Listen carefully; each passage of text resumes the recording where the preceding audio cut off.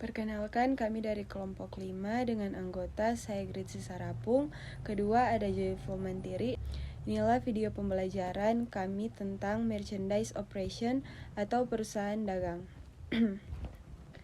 Metro DEU, Carrefour FRA, dan Tesco GBR disebut perusahaan dagang karena mereka membeli dan menjual barang dagangan daripada melakukan layanan sebagai sumber pendapatan utama mereka. Perusahaan dagang yang membeli dan menjual langsung ke konsumen disebut pengecer. Perusahaan dagang yang menjual ke pengecer dikenal sebagai grosir. Sumber pendapatan utama bagi perusahaan dagang adalah penjualan barang dagangan. Sering disebut hanya sebagai pendapatan penjualan atau penjualan. Perusahaan dagang memiliki dua kategori biaya, yaitu harga pokok penjualan dan biaya operasional.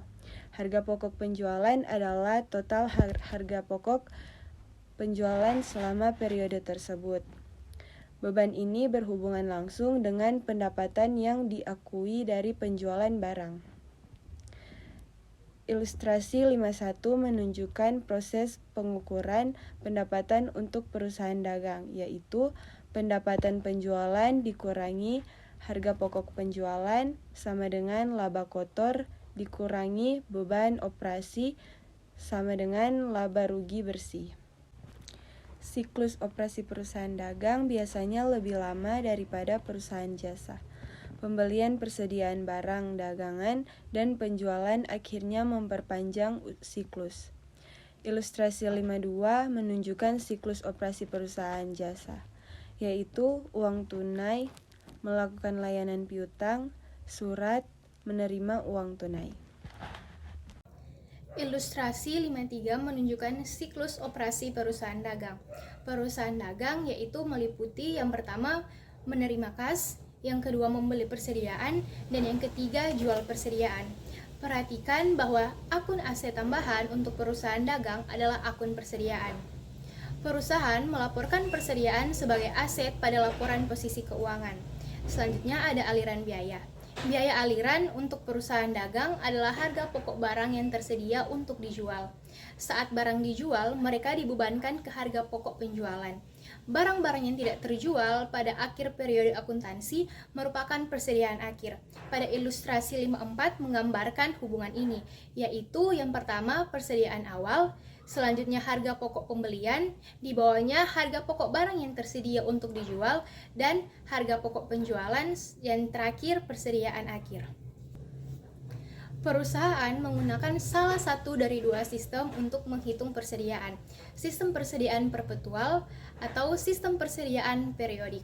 Dalam sistem persediaan perpetual, perusahaan menyimpan catatan rinci tentang biaya setiap pembelian dan penjualan persediaan. Catatan ini terus-terusan ditampilkan dalam inventaris yang harus ada untuk setiap itemnya. Misalnya, dealer Toyota memiliki catatan inventaris terpisah untuk setiap mobil, truk, dan van di tempat parkir dan di lantai pamernya. Demikian pula toko kelontong Morrison menggunakan kode batang dan pemindai optik untuk menyimpan catatan harian setiap kotak sereal dan setiap botol jelly yang dibeli dan dijual. Di bawah sistem persediaan perpetual, perusahaan menentukan harga pokok penjualan setiap kali penjualan terjadi. Selanjutnya yaitu yang kedua, sistem periodik. Dalam sistem persediaan periodik, perusahaan tidak menyimpan catatan persediaan barang secara rinci selama periode tersebut. Sebaliknya, mereka menentukan harga pokok penjualan hanya pada periode akuntansi, yaitu secara berkala pada saat perusahaan melakukan penghitungan persediaan fisik untuk menentukan lapisan barang yang ada. Untuk menentukan harga pokok penjualan dengan sistem persediaan periodik, langkah-langkah berikut diperlukan, yaitu yang pertama, menentukan harga pokok penjualan pada awal periode akuntansi. Yang kedua, tambahkan ke biaya barang yang dibeli. Dan yang terakhir, yang ketiga, kurangi harga pokok barang di tangan pada akhir periode akuntansi.